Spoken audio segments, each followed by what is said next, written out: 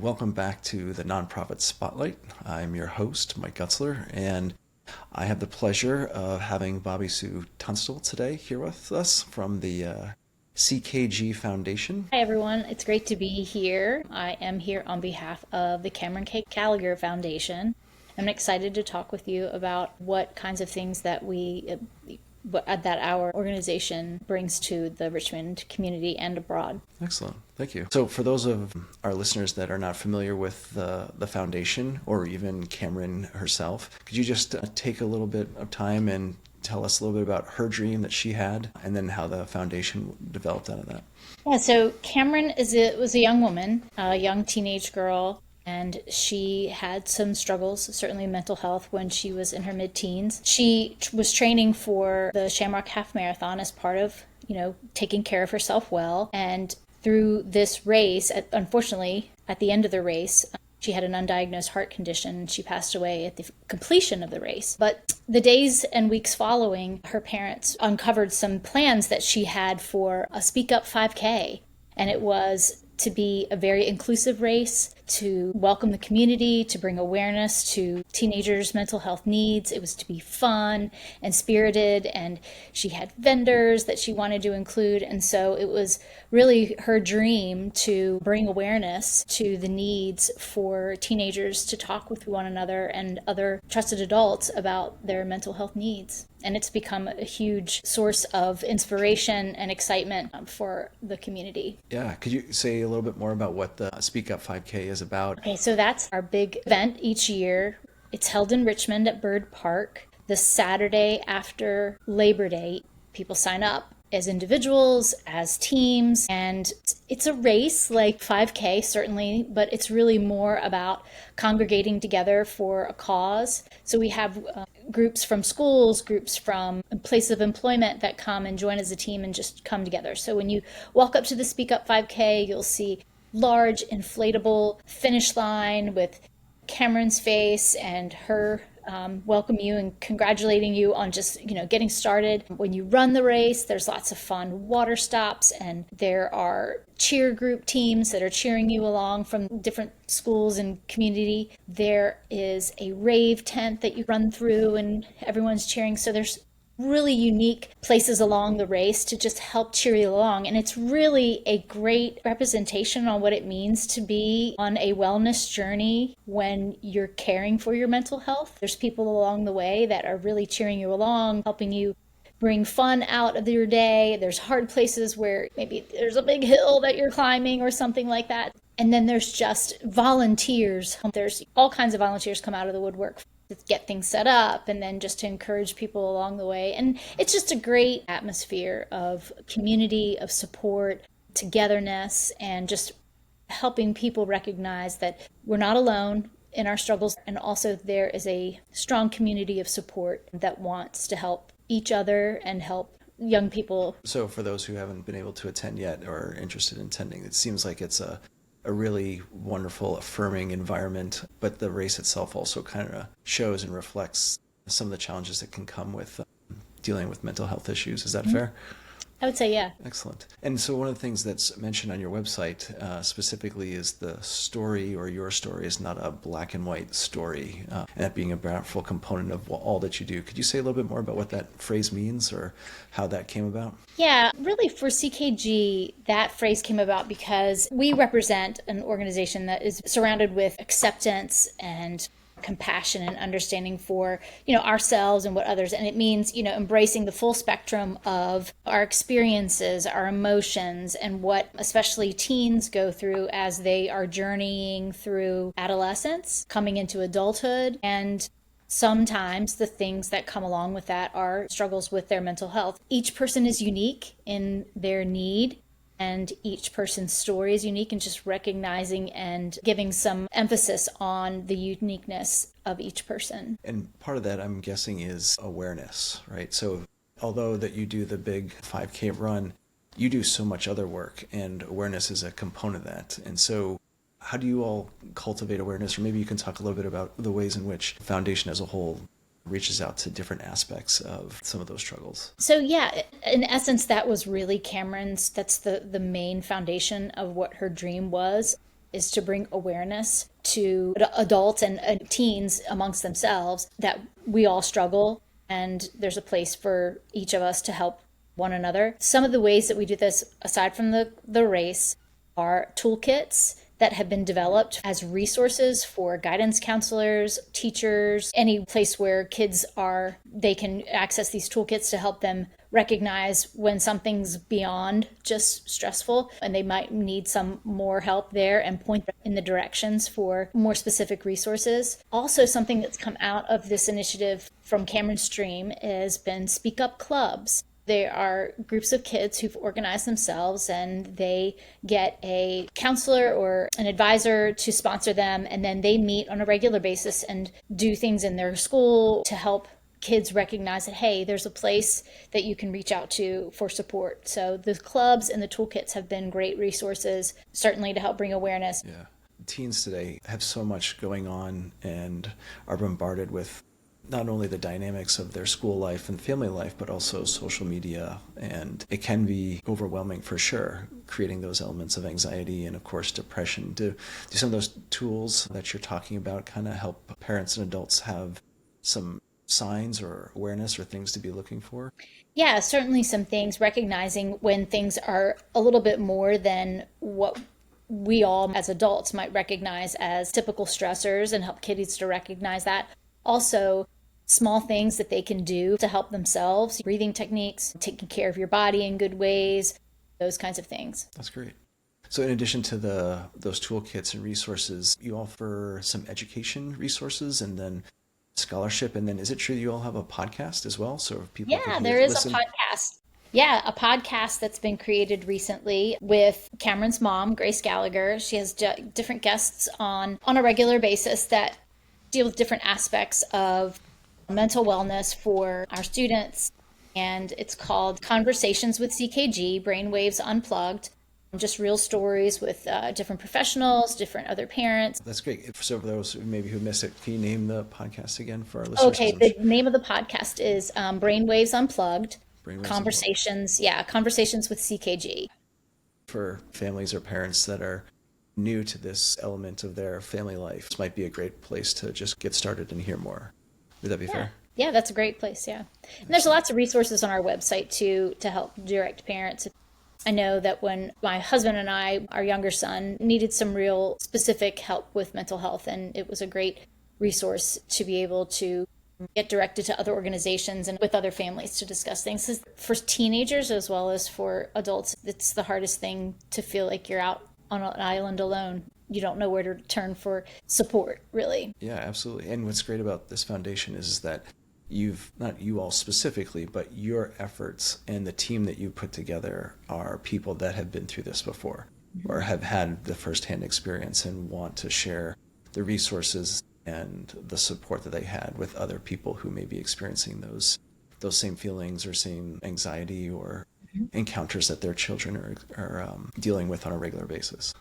So if you wanted to help people find that resource, what's the name of the website for the foundation? And maybe you could highlight some of the elements that are on there for them. You can search Cameron K. Gallagher Foundation, ckg.org, and just poke around for different resources. There's NAMI, National Association of Mental Illness, has a lot of online resources for families, groups that meet in person in small areas, groups that can meet online if that's something that you need. If we can go back to one of those specific examples, the toolkits that you mentioned, that focuses on, say, self-esteem and body image, which teens struggle with all the time. Could you tell us a little bit about how that being a sensitive subject is turned into feelings of safety and empowerment through your group and your work? Yeah, I mean, I think really the focus on, self-compassion and activities like guided journaling, discussion prompts, different creative exercises that help them explore their feelings about it, but kind of at their own pace. And some of these things we can all think about that maybe we might know them, but when we can actually walk ourselves through an activity that sort of guides us in helping our thoughts around that can really help. Helping students recognize that there are unique strengths that each of us has that are separate from appearance and that needing that external validation. Making sure that conversations around that with their friends are inclusive, relatable, just different coping strategies to help with that, helping students feel empowered in their own skin, confident in their voice, so that they build confidence around who they are as people, not so much as the outward appearance. Yeah. Which it's a real challenge for teens and children growing up at that time, for sure. Yeah, especially as things are changing and the expectation that comes with peer pressure or friends or just school environments and the social media that has other kinds of expectations, but also suggestions on how things should be, right? Right. Yeah. And then there's also, I noticed on your website about a up and coming toolkit that's going to have some resources on mindfulness and grief and, like we were just talking about, some digital detoxing. Can you say a little bit about what that might include? Yeah, I think it's interesting because we're in a period of time where some of the authors, Jonathan Haidt, Anxious Generation, I don't know if you're familiar with that book, and just some of the other awareness. Now we're coming into an age where recognizing, and I think teenagers are recognizing, that the digital world is exhausting. We really do need to take some time away, some detoxing from that. So getting information from educators, guidance counselors, parents has really kind of helped build our library of toolkits. Yeah, we all spend too much time online, likely, and recognizing ways to help us all kind of balance our time online. That's been a great place for us to start to add it to our toolkits. There are a lot of ways that grief comes into our life, absent from losing a person. So providing ways for families to talk about that, for teachers and other people at school to help have conversations with kids, is a way that we feel like we can honor Cameron's dream of bringing awareness to young people's needs. As an adult, but also as an adult with children, the fact that the digital life never turns off. There's always something. And so to create those healthy boundaries is fantastic. But I also want to ask, that's an upcoming toolkit that you all are working on or that's coming out. Is there other topics or genres of either teen life or the scope of work that the foundation is really trying to hone in on that could be coming in the future, or areas that you feel like are maybe unaddressed that you hope to address in the future? There's plans for one on substance abuse and prevention. There's a lot of focus on the digital aspect and the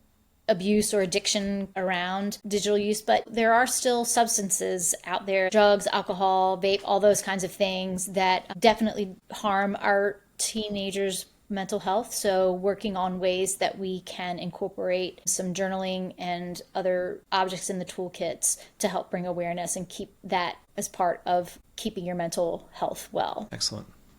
That'd be a great resource. Look forward to it. Thank you. Could you say a little bit about the CKG Brainwaves Unplugged? Yeah, so each month we release a new podcast with Grace Gallagher, who is the co-founder of the foundation and happens to be Cameron's mom.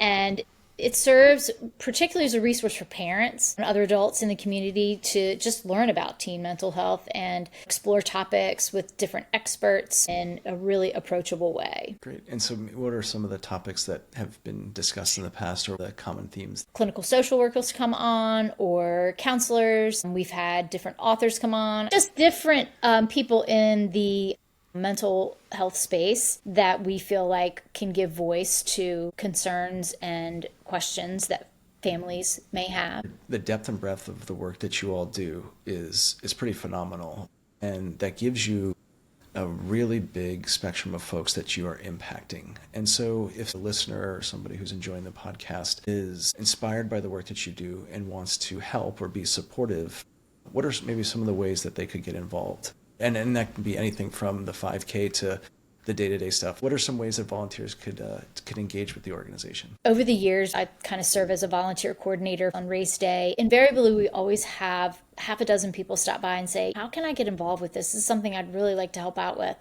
So we always welcome help on race day. That's always a great place. If you go to the website and search out volunteer opportunities, very frequently we will have different events where CKG might have a booth and they're handing out material and things like that. That's a great place to be involved. If you are a teenager and you're at school and you want to get a Speak Up Club started, there's a place for you to request information for that. The volunteer opportunities can go beyond just working for the organization, just reaching out to us and saying, hey, we'd love to have a toolkit here. Giving feedback is really important. The Speak Up clubs. So that's a suggestion that could be youth-led, and it could be happening within the school. Is that correct? It's completely youth-led. It starts from requests. Mostly teenagers have requested to start those. Maybe on occasion a guidance counselor here and there, but it comes from our teenagers in the area that say, hey, I want to start this at my school. I want people to have a place or a group, and they do activities after school sometimes, and they'll join in and maybe join in the race each year, or just have group meetings where kids can come and do different activities there. So that certainly comes from our students, our student-led and adult-supported. Excellent. And that's something that a student would usually work with the school administration to help happen as kind of like an extracurricular activity? Yes, is that the idea?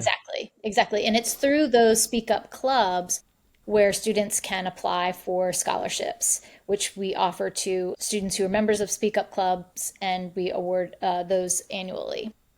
Fantastic. And so if there was a listener or somebody who's enjoying the podcast wants to go ahead and start one of these clubs, is there a resource or a contact person that they should reach out to? Yep, you can check that out on our website, fill out a contact form in there, and someone will reach out to them about getting started with a Speak Up club at their school. Nice. And it's mostly middle school, high school? Primarily high school, but we are seeing more interest in the middle school level as well. Yeah, that makes a lot of sense. And so I know you all are based in Virginia, the race is in Richmond, but it sounds like this is a program and initiative that is not restricted to us locally, that you do or even have plans to expand outside of our region. We are based in Richmond, and that's where kind of the hub is. We have opportunities for people to do the annual 5K virtually. We've had over the years different groups sign up for the race virtually and then kind of hold it in their area in whatever ways we can support teenagers. We try to do that in mainly our Richmond, Virginia area, but in ways that it makes sense, we go beyond this area. And then in addition to either volunteering at the race or potentially helping a club get started at the local school, are there ways to give financially to support the work that you all do? Oh, absolutely. Yes, we can accept donations from contributors as well.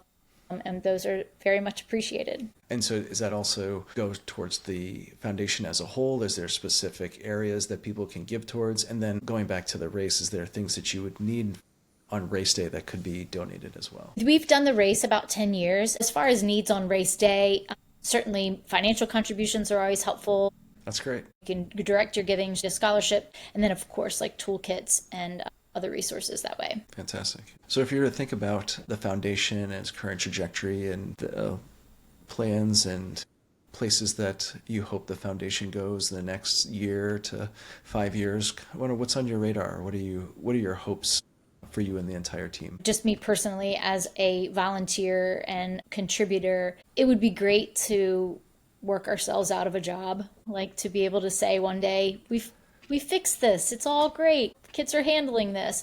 But I think the reality is that as our world continues in complexity and with streams of technology, communication, and those kinds of things, I think we're always going to need support for our young people to help guide and direct them in ways that are going to be more beneficial for their health. So I think sustainability is really where we're looking, and that's not a real jazzy kind of thing, but we just want to be able to sustain and to be able to continue to support in the ways that we always have in the places where we're called and where it's needed. Excellent. Is there anything else that we hadn't talked about today that you want to make sure our listeners know about the foundation or the work that you do or the resources that you have? Whether it's CKG Foundation or any other place that teens or families can find support, that's really the goal, to get people with the right group and resource, whether it might be just listening to someone, hey, my kid's struggling with this, I'm really having a hard time with this, whether it's making a small group, maybe at your church or your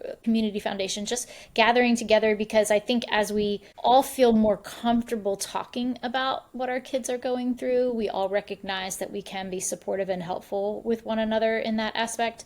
And I think our teenagers are starting to see that as well. So just recognizing that you're not alone, and if CKG can help point you in a direction to help support you and your family and get you with resources, we're very happy to do that. That's a great way to to end the podcast, I just want to take an extra moment and thank you for all that you do individually, but also for all the work that CKG does for awareness and advocacy and support for our young people and additional support that it provides for the adults. It's fantastic work. So on behalf of my extended community and listeners, thank you for everything and sharing your valuable time with us today. And thank you for this opportunity. We appreciate it.